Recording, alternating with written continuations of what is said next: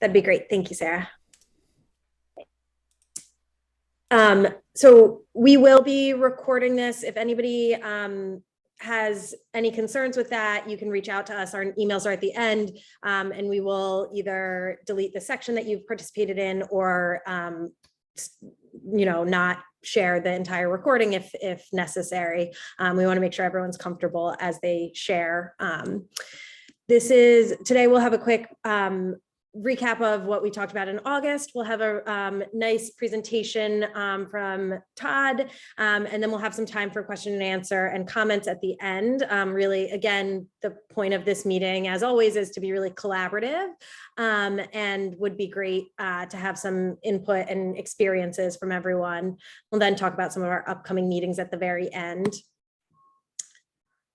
So we talked about designing and conducting simulation research and reviewed an article that actually Todd was one of the authors on at last meeting, and the recording is shared on our Google Drive, as well as if anybody doesn't have access to it, it was shared at the summary email. I'm happy to send it out again if needed. It was really helpful and I think interesting for everyone to hear. Today, we're really lucky to have Dr. Todd Chang talking to us. He is a pediatric emergency medicine doctor and associate professor of pediatrics and medical education at the Children's Hospital of Los Angeles. He did his med school at USC and then stayed to do both his residency and fellowship at Children's Hospital of Los Angeles. He then had a stint where he was faculty at Children's National, and then has come back to CHLA. He has a lot of interest in medical education and technology and also distance learning, and is the director of technology for Inspire. So I think we're really lucky today. He has a lot of experience and publications and interest in this topic, and we're really lucky to hear from him. So I will stop sharing my screen and allow Todd to take over.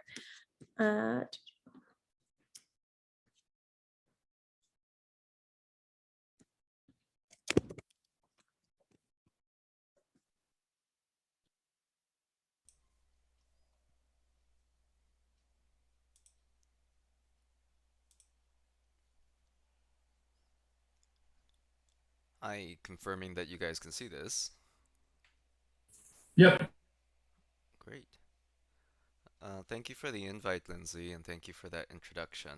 I'm currently no longer the Director of Technology for Inspire, but I'm happy to answer questions about it. This is a rehash of a VR 101 talk that I did way back in April, so things have changed a little bit, and I don't know if I've updated all the slides. But I'll skip through a few slides that are not necessarily relevant to this group, but yeah, I can currently see the chat screen, but I can't see any videos. So if you wanted to speak up or type things in the chat, I should be able to see it. So thank you very much. I don't have any major disclosures. I do some medical consulting work for a company, and they haven't paid me yet, so not really a conflict of interest yet. And we did get a grant from Oculus from Facebook, so you'll see a lot of products from Oculus, but we're not endorsing one over another. Our objectives for today's talk, I think I have less than an hour, so is to define VR and trends and hardware specs and devices so that you can sound not only intelligent but actually know what you're talking about. To conceptualize the cost and development plans and to really argue for VR because it's a very different purchase program for a simulation. Oh, okay.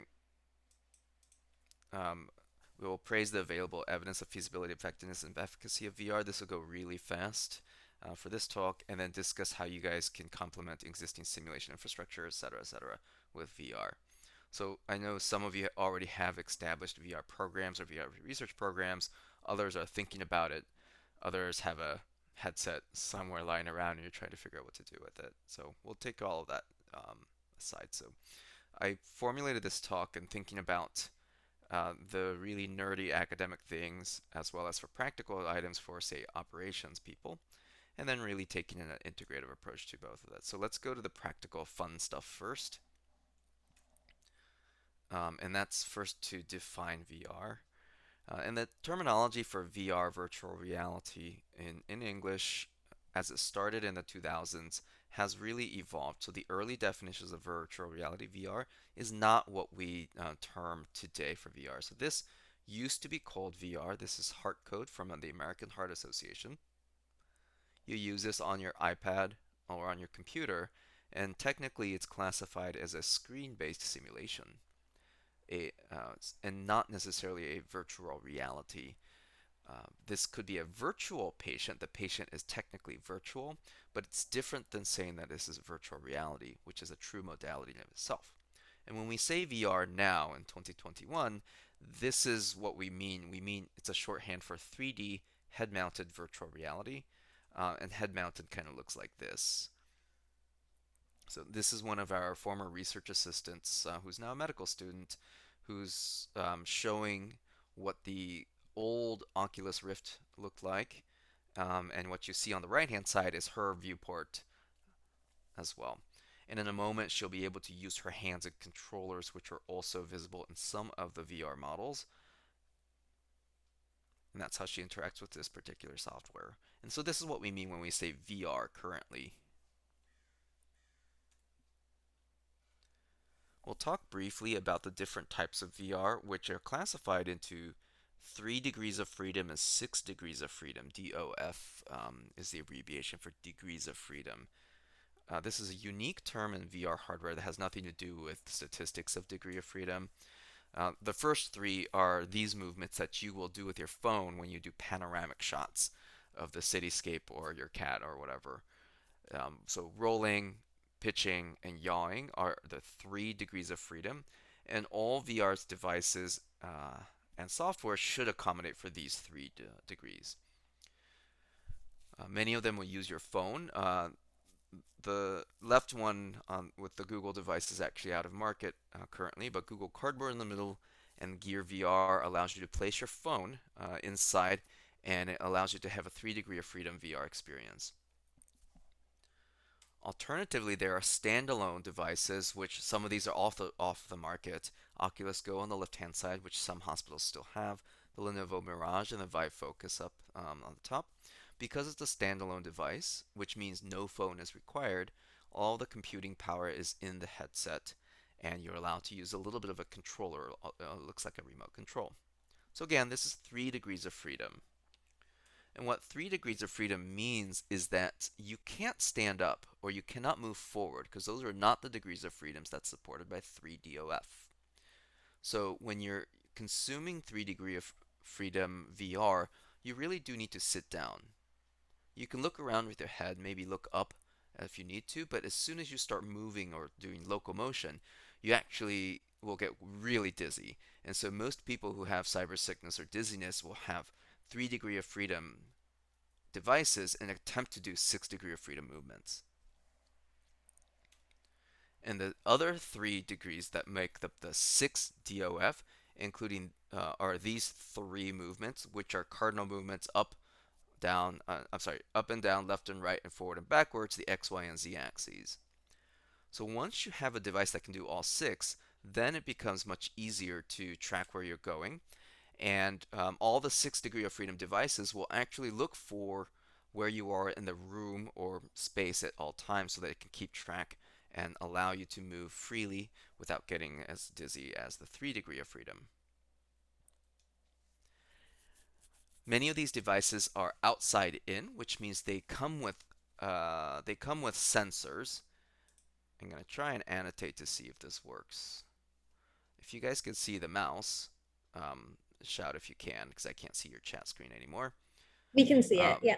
oh, perfect. So the outside ins have some sort of sensor you place in the room that keeps track from the outside in, so it knows exactly where your headset and your controllers are at any given time. These are also wired, which means that the computing power is tethered through a cord that's deleted here for marketing purposes, but really it's really long and cumbersome, to a nice gaming computer that does all the hard work for you. Oculus Rift is on top. Oh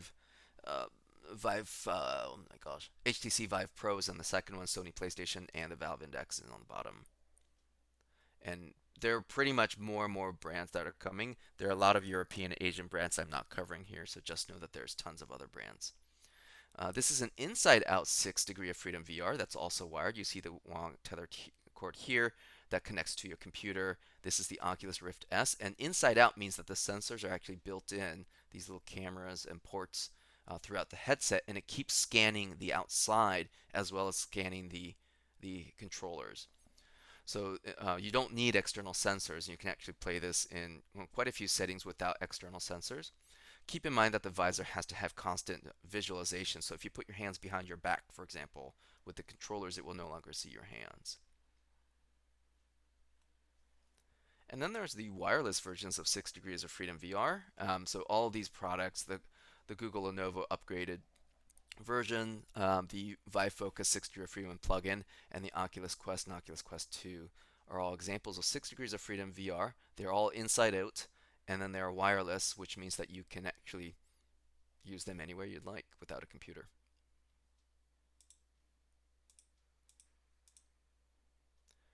Which means you can do large arenas like this. This was a presentation when Oculus Quest first came out at one of their conferences, where you can literally run around and actually play whatever it is that you need to do. So if you think of it in healthcare, then you might all be around a single patient or multiple patients if you'd like. The other thing to think about besides the degrees of freedom is how much passivity and activity you want. Do you want the learner to just sit there and consume the content, look around as much as possible, or do you want the learner to be active and interact with the content, which requires a different set of programming, perhaps a little bit higher cost? Typically, with 6 degrees of freedom, you want them to be active, otherwise, it's not really worth it. Any questions so far about the terminologies of 3 degrees of freedom and 6 degrees of freedom? All right. So these terminologies that you'll see here, virtual reality, augmented reality, and mixed reality, which the abbreviation for mixed reality is still in flux right now, although XR is the most prevailing term because it sounds cool. So let's just go over the terms here. On the left-hand side is virtual reality as it first started out. VR occludes the outside world. You are 100% visualizing whatever is rendered in the headset, whereas AR on the right-hand side, augmented reality, is primarily real reality. That sounds stupid, but real reality on the outside, where you can actually see through what's going on, so you can see your normal environment, and on top of that environment, there's something projected. And that's the difference between VR and AR. They have similar looking devices, but the concept of use in simulation is wildly different. So please don't mix them up. This is an example of AR, if you guys remember Pokemon Go. So in this particular program, you hold out your phone, you can see the background, and Pikachu is just sitting there. The fact with AR is that it doesn't necessarily truly interact with the outside world. So right now, Pikachu is in front of a soccer field of grass. But if you're in the bathroom and you're just taking a poop and you use this in the bathroom, then Pikachu will be sitting on your toilet on a pile of poop. And it doesn't really, Pikachu doesn't care that it's sitting on a toilet on a pile of poop because the augmented reality does not interact with the outside reality, which is so gross, by the way. On the other hand, mixed reality means that the projection or the virtual element, in this case a house, is interacting with an outside world, in this case the table. So these very attractive 20-year-old ethnic peoples, ethnically diverse peoples, which are always part of these commercials, are using a HoloLens 2 to actually look at a mixed reality rendering of a house that's sitting on a table. And presumably, when they crouch or move around the table, the house still remains still on the table. And that's mixed reality. So if you think of a spectrum between real reality on the left-hand side versus virtual reality, it tells you how much of the reality is from the programming and simulation versus the outside world.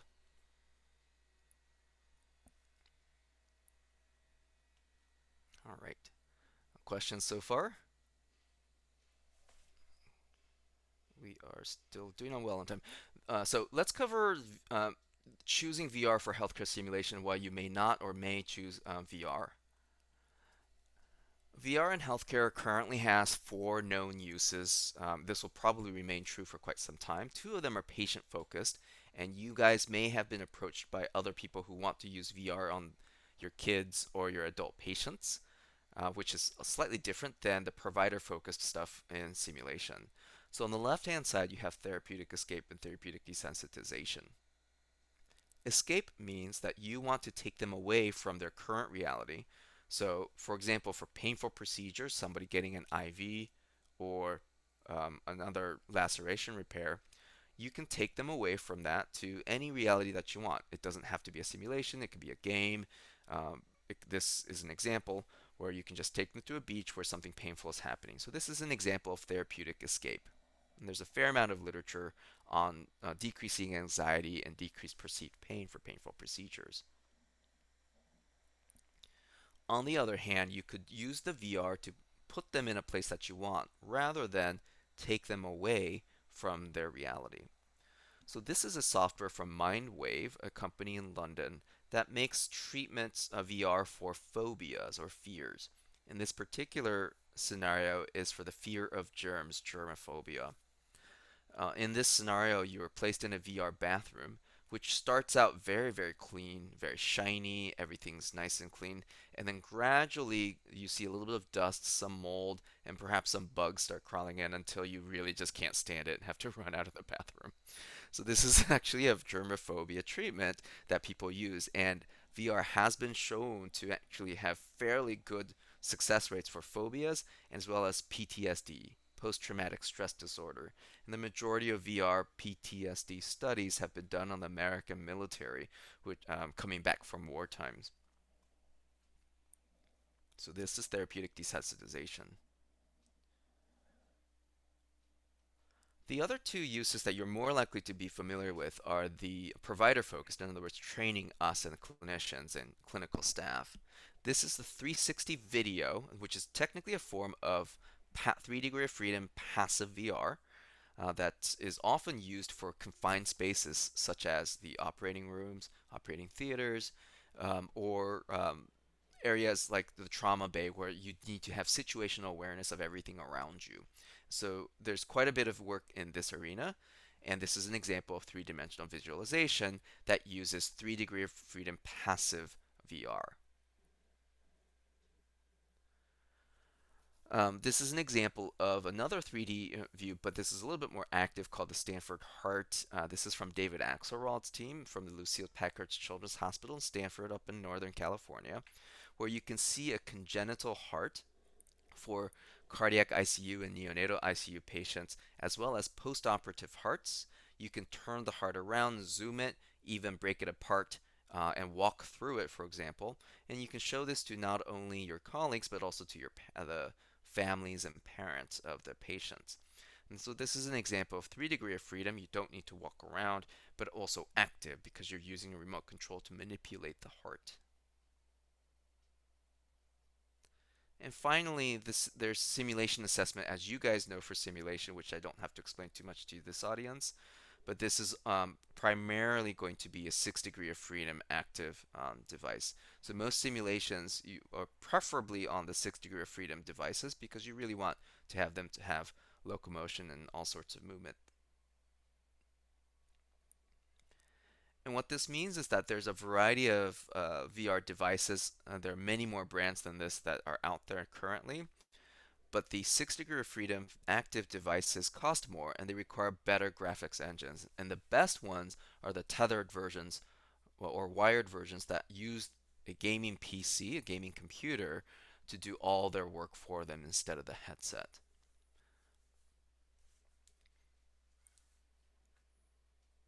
On the other hand, if all you need is 360 video for a large scale audience, for example, for 50 or 100 users and learners, then you just need the portability and lower cost versions on the left hand side, or perhaps their own use of their phone with the Google Cardboard, which costs $1. So examples, Oculus Rift S is the inside out 6 degree of freedom that's also wired. HTC Cosmos is a consumer brand. We don't see this too much in simulation centers, but you might hear about it. This is a starting entry, 6 degree of freedom, inside out device. Many enterprises, especially outside of healthcare, will be using HTC Vive Pro. They've not cornered the market, but in North America and in Asia, you'll see this quite frequently on the left-hand side. The Vive, the cheaper version, is no longer made. And then there's quite a bit of other hardware devices. Of primary concern that you will have to deal with, either from people who experience it or from people who are afraid of it, is something called cyber sickness or motion sickness. And this is a sensation of nausea and vertigo during VR caused by a variety of different things that are actually known risk factors. If the programming is bad, in other words, people don't feel like they're in the simulation, then there's lack of presence, and that's a video game term. Any lack of presence actually leads to motion sickness because they don't really believe what they're seeing is real. We'll talk about sensory mismatch in a little bit, but that's usually when you use a 3 degree of freedom device and attempt 6 degree of freedom actual movements. If you have a crappy computer with bad frame rates and bad resolution, you're definitely going to get cyber sickness. Paradoxically, if high field of view, in other words, the larger your view window, the worse your cyber sickness could be, versus if you have a very tight, narrow kaleidoscope view, you have less cyber sickness chances. And then poor or unwieldy vection, and this is a software issue. Vection is the visual illusion of movement. So a visual illusion of movement is, for example, trees going from left to right in a train window. And that's a programming thing that you can do pretty easily. And that creates the illusion that if the trees are going to the right, then you are moving to the left. And vection is something that the software programmers work very hard on to allow for the illusion of movement. And if vection is done poorly and it does not match your real movement, there can be quite a bit of cyber sickness. So this is a programming decision that your developers have to make sure that they do. Fortunately, in healthcare, there's not going to be too much motion unless you're running around. And so some strategies to mitigate cyber sickness, and this is what you state for people who are afraid of VR or afraid of giving you money because of this, oh, I had really bad cyber sickness. You just tell them to all of these things. You're going to purchase high quality hardware. If you give me lots of money, I can buy better computers and prevent cyber sickness. If you use a 3 degree of freedom device, make sure that they're always sitting, they do not stand up. Consider software purchases or software development that do not require movement. You cannot use VR with people with severe vertigo. So if they do have a history of taking medicine for vertigo, do not use VR. Take frequent breaks and offer them spa treatments like cool rooms and gum and ginger and mint and alcohol. No, just don't, not alcohol. So a lot of this is detailed in a good number of review articles that we've written about 3D VR and VR in general and how it compares to other digital modalities. Just covering some advantages and disadvantages, and I'll take a quick break for any questions before we move on. We know that VR has an incredible amount of replicability, better than any non-digital source, so that one simulation looks identical and is performed identically to all others. And this is really useful for high-stakes assessments. There's also good portability, right? It's different than trying to carry your giant adult mannequin or labor and delivery mannequin through, in particular, through an airport, for example, whereas a VR kit can actually fit in your, not your glove compartment, your overhead compartment in the airplane. It's very easy to carry. Number three, most digital simulations, not just VR, also have the advantage of asynchrony. You don't have to be there for them to do their simulation, and you don't have to be awake when they do their simulation. Finally, there's distribution. In other words, because you're really distributing software, and as long as they have the hardware specifications, which may not be that expensive, anyone can essentially use the same software that you're using and same simulation at the same time or at a different time. And finally, VR is one of the best technologies for occlusive immersion so far, at least for audio visual immersion, so that you pretty much can only see what you want the learners to see, and they can hear what only what they're supposed to be hearing as long as they wear some headphones.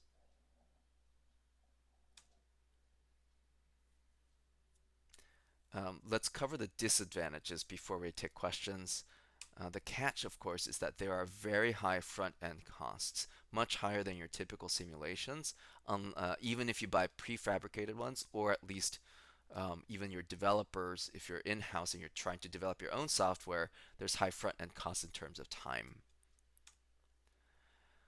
The second disadvantage bifurcates into two different problems. Either your programming, because it's a computer program first, has a fixed algorithm, which means that there's a lot of if-then statements built in your software. Sometimes your learners can get locked in to a particular algorithm. They want to do something, but they can't. The software just won't let them, and they get frustrated.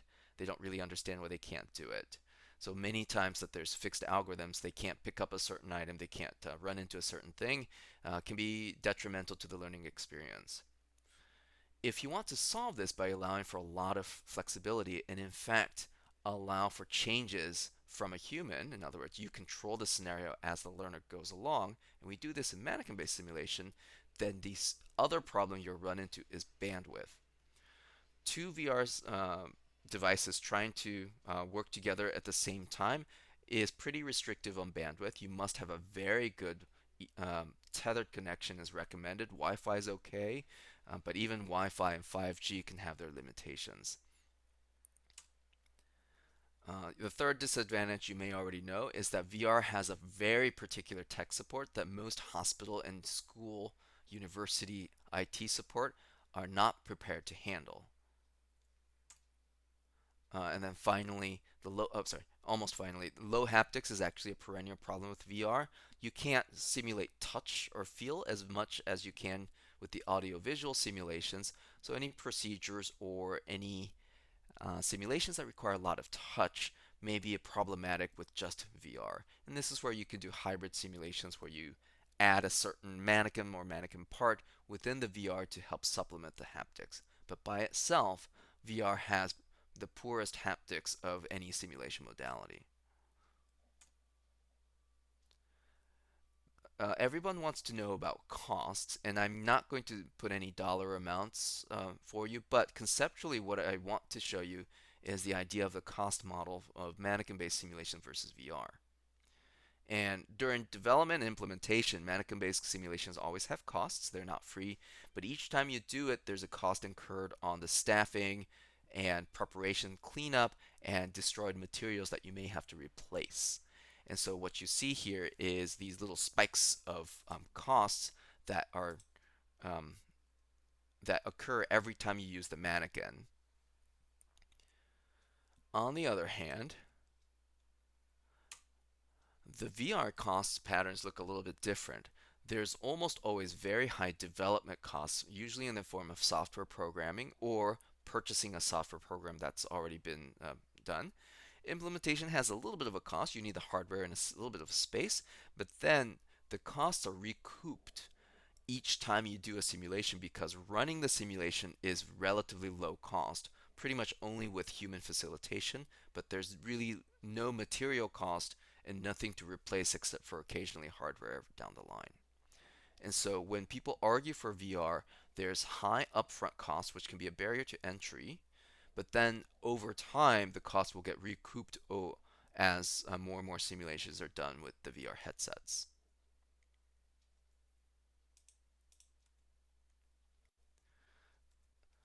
This is something that I use also when I'm arguing for the purchase of VR equipment, and there's advantages and disadvantages of different types of simulations. I have mannequin screen-based and virtual reality here so that you can get a sense of what the advantages and disadvantages are when you think about using all three of these modalities in concert.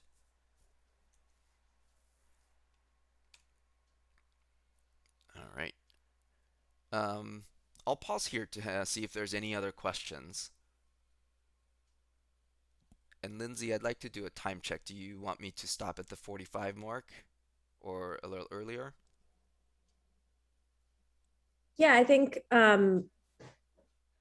yeah, like 40 or 45 sounds great. So we can have a couple minutes for people to ask some questions to you Okay, and share experiences. That'd be awesome. Thank you. sure. All right. So this part is kind of long, so I'll breeze through this and you'll see a bunch of skipped slides then. Sorry, I think there Well, was one question. I saw oh, somebody yep, raise their hand just at the end. yep. Nuan, do you want to Uh, unmute? Yeah, thanks. Just a quick question. In terms of cost, I know you said the upfront cost is pretty high, but then you recoup it with every simulation. But I know early on in the presentation, you said that, certain things have changed even since you gave the presentation in April. So what's kind of like the technology turnaround time? Like, is it something where you get a virtual or augmented reality and then it's going to be obsolete in a year, or kind of like what's the change of pace in the field, would you say? Yeah, good question. So there's change of pace in two different directions. There's hardware changes and software changes. Hardware changes are a little bit tricky. They cycle faster than phones.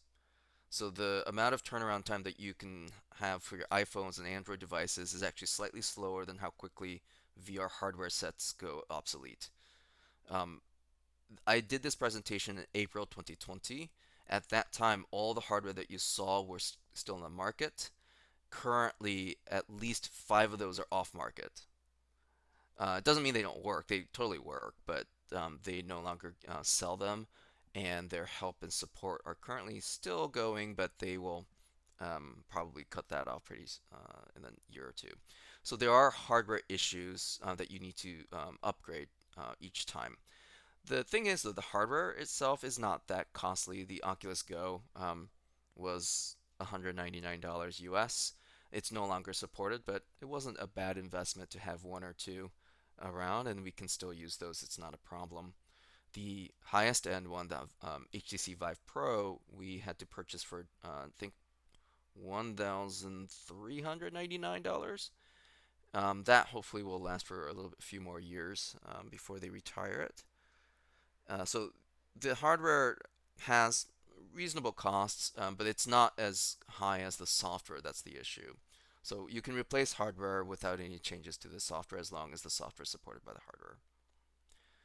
The software programming is a little bit different. Software programmers just need experience with any video games. So any video game programmer can do VR programming without any change in skills. The only thing they have to consider is that the input is different than keyboard or mouse or a joystick or controller. So most people program in Unity or Unreal Engine, which is the primary engines for most 3D avatar video games. And most of the software do well. And just like software and video games do now, you can put fixes and patches and extra things on the fly to be downloaded rather than having to purchase new software. So many companies will have a subscription plan so that you don't have to worry about software updates. Others will have prepaid software and then you have to purchase upgrades as they come along, just like any software like Microsoft Office, for example, or other subscription software. So you'll see different models, but know that software changes do happen frequently, but are often downloadable. Hardware changes happen pretty faster than phones, and you may need to upgrade. That may be a part of a package when you purchase something, or you can just manage your own hardware and just keep the old hardware as you go. Thank you. But I had a question too, and this is just me thinking about it. But I presume that once you have developed, say, an environment, say the emergency room or a patient, for instance, that the future development on a different scenario utilizing a lot of the same aspects would be cheaper down the road for the developers. So your first upfront simulation that you might design would probably, in my mind, be the most expensive. But future ones, especially if you utilize same components, would that be cheaper down the road to develop another sim? That is, so let's just rephrase the question. The answer is yes, but, yes, comma, but.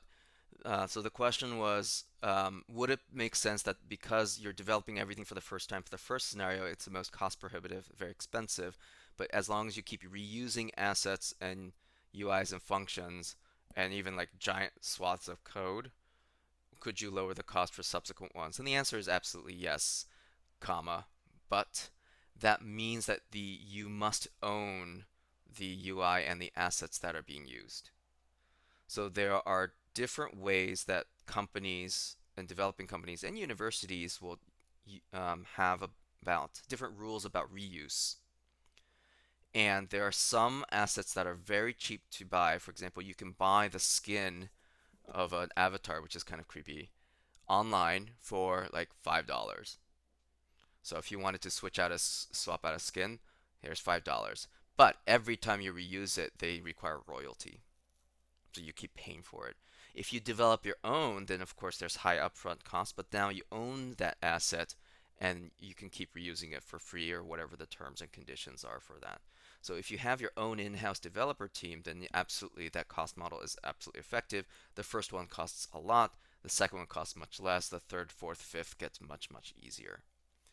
But yeah, it depends on the cost model that you have for the assets, which is the physical interactive graphics, and then the code, which is how these assets interact with each other. Great, thanks. I wouldn't even have thought of that. Yeah, don't forget we're treading into a very, I wouldn't say greedy, but very money hungry industry. So let's go over things about VR training we know so far, and then I'll take time for some questions. Um, Here's 3 evidence-based things that we already know from VR that you can share with other people to try and convince them to pay you a lot of money for VR. Number 1, it provides ample physiological stress. Number 2, it can change identity perceptions. Number 3, it can enable 3D processing better than any other modality, including regular simulations. So VR can induce stress. It sounds very obvious and odd, but we do know that VR can be particularly good at pinpoint levels of stress, whether it's low or high. And so we were able to publish this quite some time ago about stress physiology. We actually did a comparison study between an actual ED shift and an actual VR session, uh, using heart rate monitors in all of our physicians who look like that on the left. And anytime they had a resuscitation, we captured additional information about their heart rate and salivary cortisol levels. We looked at in ED, emergency department, versus in VR, virtual reality physiologies, which included heart rate and salivary cortisol levels. What we found was that in the emergency department, our heart rates go up by 14 on average whenever we have a resuscitation or a code blue. In the VR environment, replicating the same code blue environment with a lot of noises, beeping, screaming, we can only get the heart rate up to 6.5. We think this is part of the safety of the VR, as well as they are doing it on their free time in my office during this study. These are not equivalent, just so you know. And we also found negligible salivary cortisol changes among experts in VR setting versus an increase in salivary cortisol during the emergency department when there was a real resuscitation with a patient. Again, not equivalent. Also weird, when we looked at residents and registrars, we knew that their mean heart rate during VR was slightly higher than attendings or consultants or experts. This was technically significant, but it's probably explained due to age, just because younger people have higher heart rates. However, we noticed that salivary cortisol levels were double on the novice residents and registrars than the expert attendings or consultants. And this is not explained by age because salivary cortisol levels are supposed to go up by age, and we did all the VRs at the same time of day, so it was not the diurnal problem. And this got us thinking that certain levels of stress are visible using salivary cortisol levels, even though their performance may actually be really good in VR. So again, what we think is happening is that VR allows for a custom level of stress for both novices and experts, and you can tell that the experts experience slightly less stress even though they don't know about it.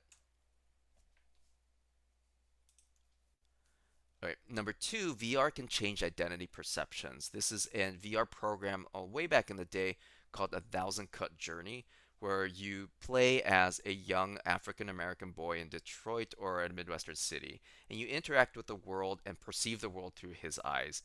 Identity perceptions is done in a process called embodiment. You may have already heard about this in other Inspire lectures, but you're essentially in a VR environment where there's a lot of mirrors, and as soon as you start moving around, the avatar in the mirror reflects back at you, and you can see your own hands reflected as so. So you can experience the world through a different embodiment, which is very unusual, and there's really no other technology that allows you to do this. This has been shown to have different perceptions about self-identity, diversity, equity, inclusion items. And in this particular study, a virtual embodiment of Caucasian folks in a black virtual body leads to a sustained reduction in implicit racial bias, which doesn't happen with many other treatments. Here's an example of Mel Slater's domestic violence simulator. So a male gender identified subject play as a female gender identified subject using a lot of mirrors in the virtual environment, and they encounter a reasonably violent male looking right at them who will follow them as they move around the room. And so this is another example of how embodiment is used in VR with no other possible technology to do this, that leads to changes in behaviors and beliefs about different groups and races, genders, etc. And finally, VR is superior to other digital forms of simulations and 3D processing because of the natural head movements that you use to interact with the world. So this is a memory palace test that they did, Crocus and Al, that looked at the ability of recall when you're placed in a large three-dimensional area in VR versus any other digital modality like a computer, keyboard, and mouse. And the 3D recall of all this placement of items was far superior in the VR model than it was in any other projection. So knowing those three, you can kind of tell what kind of VR uses there may be with simulation, but there's a fair number of unknowns, and this will be the final slide for now. We don't know if it's better to do VR before or after the mannequin-based version because we know that your mannequins are never going to go away. We don't know how rapid cycle deliberate practice occurs in VR and whether there's a dose response effect. We don't know the best practices of debriefing in VR, and we actually don't know anything about first-person VR recordings versus third-person scenario recordings. And the example, okay, I lied, 2 more slides. The example I'm talking about recording is that this is a third-person recording. I'm recording from far away for the mannequin-based simulation to look at everything. But with first-person recording, you are looking at your computer as your learner is in the headset. And what I'm visualizing here is that on the left-hand side is one of our interns who happens to be 6'4". Mika, I'm sorry, I don't know what that is in centimeters, but that's a very, very, very tall person. On the right-hand side is a pediatric intern who was 5'0". So I don't know what that is. 2 centimeters, 3 centimeters, someone very short.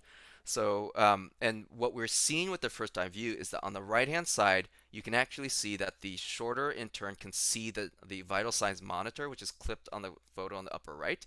Whereas on the left-hand picture, the taller person saw that the baby was going to vomit because he can see where the mouth is, but could not see the vital signs monitor.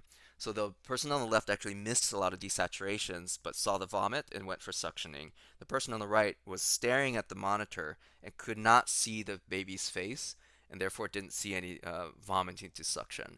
So she actually chose to give oxygen instead of suction on the right-hand side. And when we debriefed, she had no idea that the baby had vomited, whereas the person on the left, when we debriefed, had no idea that the child had desaturated. And so this is something that we found with a first-person view that we can't find with a third-person view. And yeah, we don't know the ramifications of that. Abrupt ending. Questions and answers are fine.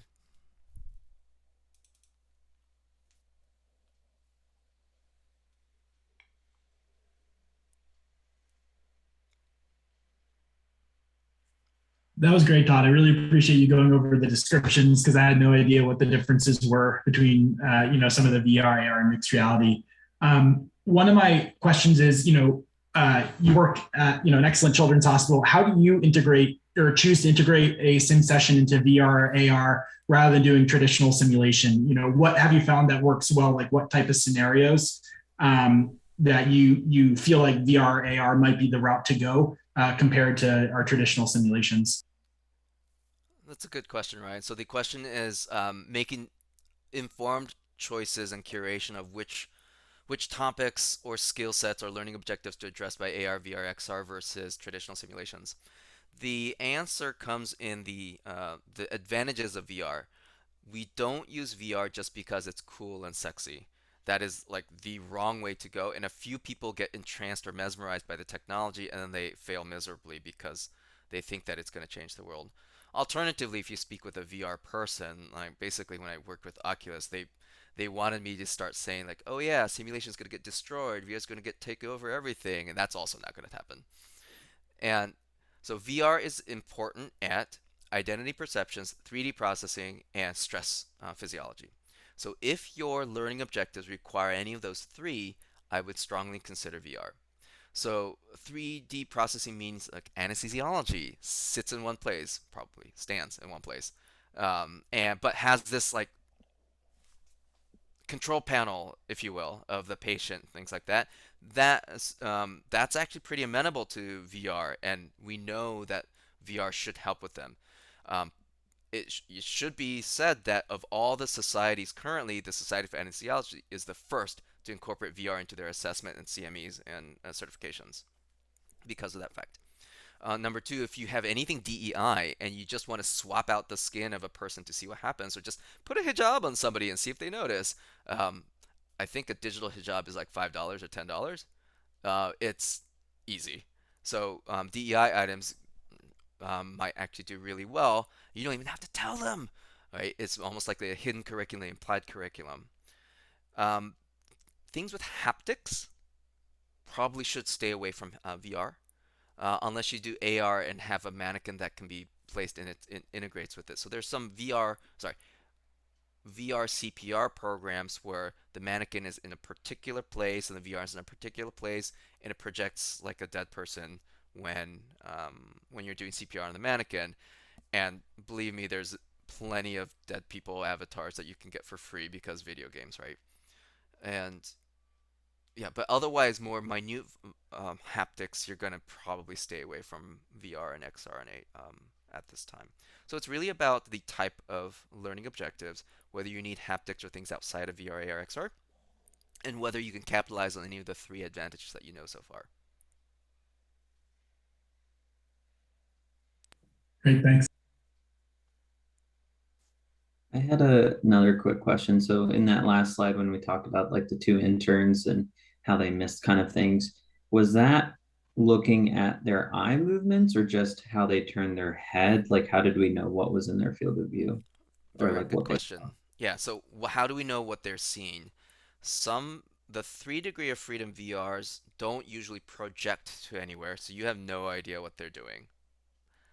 The more expensive versions, and by expensive, we used an Oculus Rift, which was $299 at the time, which is plugged into a computer. And so on the computer, on the monitor, I can actually see what they're seeing because I'm looking at the computer screen and they're in their VR headset. It's replicated. And because it's a computer, I have Zoom or whatever, and people can watch their Zoom recording. Or so the recording is just a silly old recording software that you use for any computer, and so you can do quote unquote video-based debriefing. So during our trial, we used an Oculus Rift device. They were next to me in my office. We used a software that they didn't move very much because my office is really tiny. And then I sat next to them so that they wouldn't fall over, and I was constantly looking at the monitor. On the monitor and the computer, I had on a recording software. We had Camtasia at the time, which has an academic discount usually with a university. And Camtasia just recorded everything. You're allowed to upload to YouTube, but please don't do that. And you can see everything. Once it's done, you cut the recording, you take them out of the headset, and when you debrief, you show them the parts by scrolling the video. Hey, I saw that you used oxygen at this particular time, and I noticed that you didn't look up because I, Todd Chang, did not see any vital signs because you did not look to your upper right where the monitor was. Did you see it? Did you hear it? Tell me more about it, et cetera, et cetera. And that's how we did it. There are VR devices that do much more pinpoint eye tracking because you can either see where the headset is, but you can't tell if the eyes are moving disparate from where the headset is looking at without eye tracking. And so if you want to do eye tracking, there are headsets.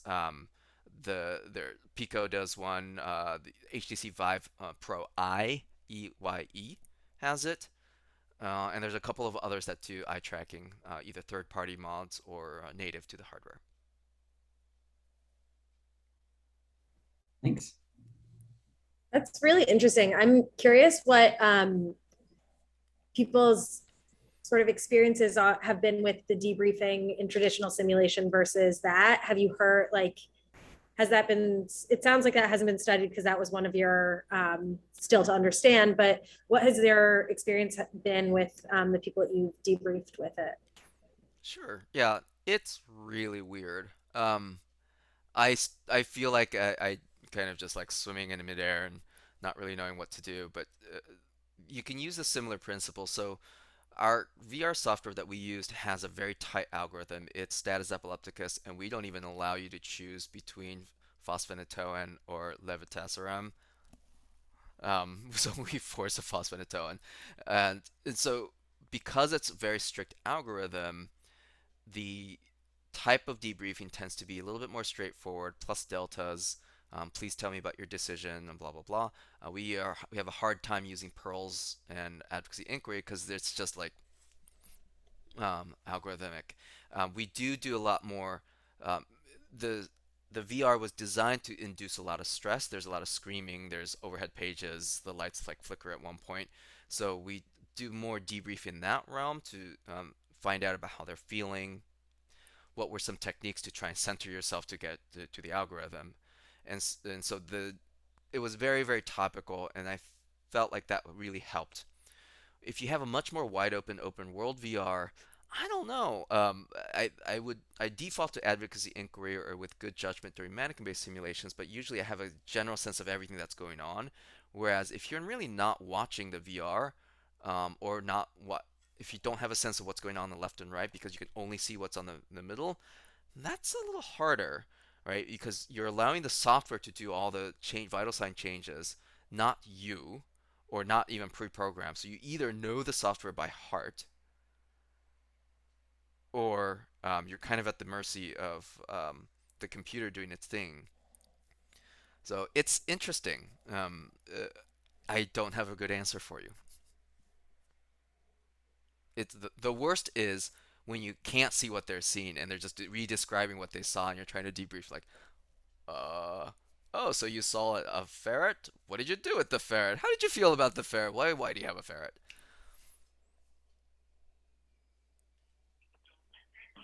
This was great. Thank you for coming and sharing. I'm just curious if you were kind of thinking about, and you've done this, but clearly have a lot more kind of experience with this, but as a total novice with VR, if you were thinking about adding something into a curriculum, kind of where would you even begin? Because I'm kind of thinking about like, oh, this is so cool, and there's so many different ideas. I could incorporate this into our resident simulation curriculum, but I have no idea where to even start in terms of like what products to buy and what kind of support I would need and all of that. Like, what's your first step? Yeah, the first step is really think about longevity. Again, most VR, including VR salespeople, are very keen on just selling you what's mesmerizing and sexy, which will go out of date pretty soon. And so, if you just think of longevity, number one, do you have folks who can keep at this, tech support, etc., or do you need a company that takes care of that full service? And there are plenty out there. So that if you don't have the resources at university or hospital, then you need a contract that allows like 1 or 2 years of just full service. There are some companies that will come over and just install the hardware and have a license, and you call them for all troubleshooting, so you don't have to worry. That said, as soon as the contract ends, like everything leaves, so that's the disadvantage. So see what your resources are in terms of your own tech support. If you're university affiliated, if you have an engineering department, a computer science department, you might have an advantage where they can actually come over and have little engineering students who help you with programming, and that's always fun too. So that's actually number one. Number two, purchasing hardware is not that difficult.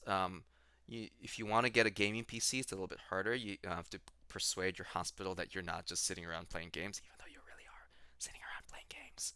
I had to go through so many committees to get a graphics card for my computer. It was sad. And the hardware isn't actually the issue. It's really going to be the use in software. Um, now you also, so the second thing you also need is contamination and COVID procedures. Wearing a mask and a big headset with headphones is a little claustrophobic. Um, we have allowed for lowering the masks if everyone else leaves the room. I'm still a little uncomfortable about it, but that's what we do, what we do. But some people can wear a mask. We also got UV lights to sanitize and just wipe down all the VR headsets. So that's something that your hospital will yell at because you're putting something on someone's face for a very long time. And number three, the most important part, is really the learning objectives. What is missing from your current curriculum that would be best done by VR? Because if it's not missing, don't do it. And if it could be equally done by mannequins or your current stuff, don't do it either. So you have to come with like one or two use cases where it has something that is unique that is currently not addressed in your resident or other curriculum, and that may be one of the three advantages: 3D processing of something like situational awareness training, DEI issues, or stress inoculation. If you get a lot of feedback that you know the knowledge, everyone has the tests and they have 100% on PALS, but as soon as they walk in, they're just sitting there, then maybe you do stress inoculation training with VR, which we have. So come up with the cause, come up with the missing gap, make sure there's technology support is there, and then sanitize the crap out of it.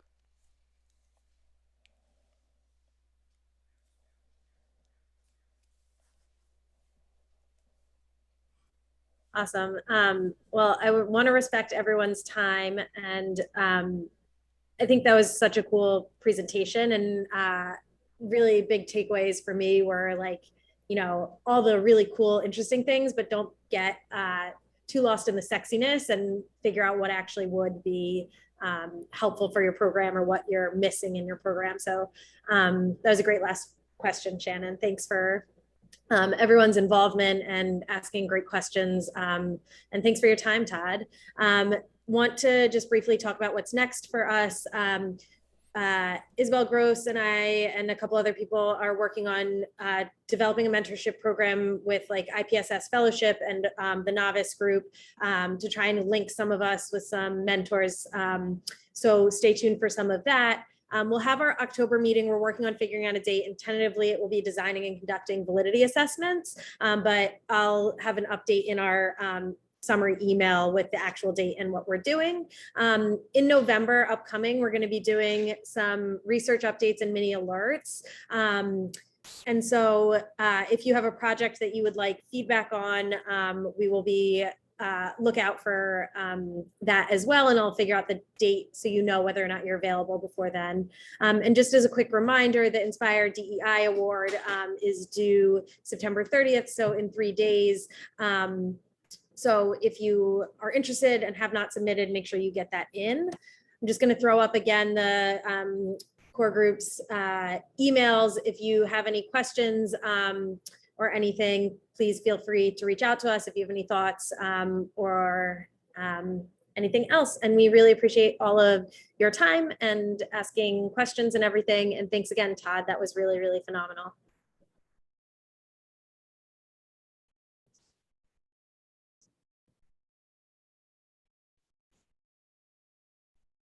Awesome. So see you guys next time. Thanks.